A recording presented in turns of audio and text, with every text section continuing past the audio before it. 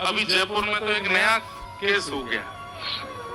एक दिन हम सबसे मिल रहे थे, इस बात से कोई प्रेरणा लेकर के करने मत आ जाना।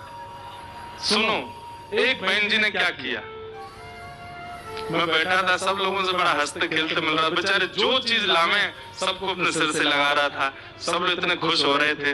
महाराज जी हमारी वस्तुओं को कितने प्रेम से स्वीकार करने। एक बड़ी चतुर बहन थी उनमें, वो लेकर के आई, जैसे गले में सोने की चेन पहनते ना, उसका डिब्बा होता है ज्वेलरी शॉप वाला, वो डिब्बा दिया मुझको। तो मेरा स्वभाव है, कोई ऐसी चीज तो मैं खोल के देखता हूँ तो उसके सामने उसकी प्रशंसा करता हूँ। वाह, जैसे ही खोला तो खिलौने वाली छिपकली थी उसमें। जैसे ही खोला मैं कम से कम एक फुट तो उछल गया, गिरते गिरते बचा। मैंने कहा वाह, ये पेशेंस लेवल चेक कर रही मेरा। और फिर भाग गई वहां से, दिखी और नहीं। मैंने कहा वाह, कहीं इससे प्रेरणा लेकर के आप मत करना भैया, हृदय बहुत कमजोर है हमारा। मेरे जन्मदिन पे भी किसी ने मुझे गिफ्ट किया और बड़े अच्छे से सजा के अंदर आपके लिए सामान खोल के देखा तो उसमें भी वही छिपकली थी। कैसे कैसे लोग हैं, ऐसे लोग भी मिलते हैं कथाओं में। जय जयकार करने वाले ही नहीं मिलते हैं, अपशब्द सुनाने वाले भी मिलते हैं। एक व्यक्ति ने तो 4 पन्ने लिख करके दिए। जा रहा था मैं कहीं कथा से, महाराज जी पढ़िएगा जरूर, एकांत में ही पढ़िएगा। ठीक है, खोल करके जब देखा तो श्री गणेश ही गाली से था उसमें। दुनिया भर की लिखी हुई, आप ऐसा करते हैं, ये बोलते हैं, केवल इन चीजों के लिए कथा करते हैं और ये करते हैं, वो करते हैं, आदि आदि सब लिखा था। हृदय में घबराहट सी तो हुई, लेकिन पता चला कि पेशेंस कितना है। तो तितिक्षवः, सहनशीलता नहीं आती, दया नहीं आती, सब में सुहृद की भावना, सबका भला चाहना नहीं होता, किसी से शत्रुता ना मानना ये नहीं होता, शांता ये तो हो ही नहीं सकता, शांत तो हम रह ही नहीं सकते। तो फिर ये 5 लक्षण कैसे आएंगे?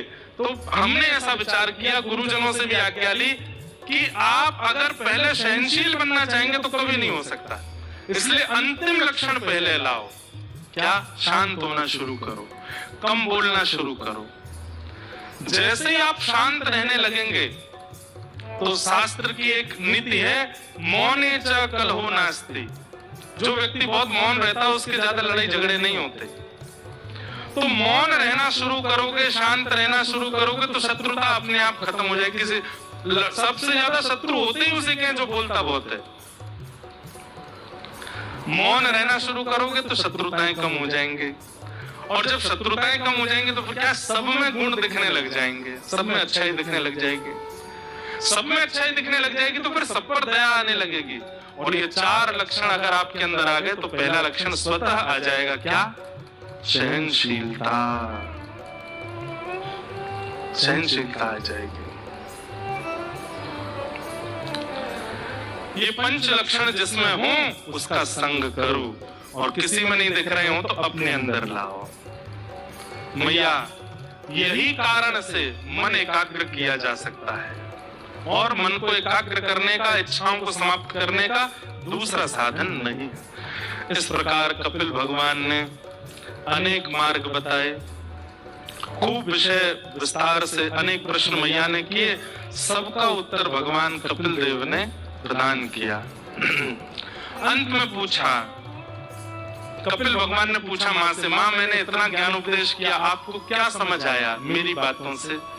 तब देवोती माता कहती हैं, अहो वतस्वपचोतो गरीयान् यज्जुह्वाग्रे वर्तते ना।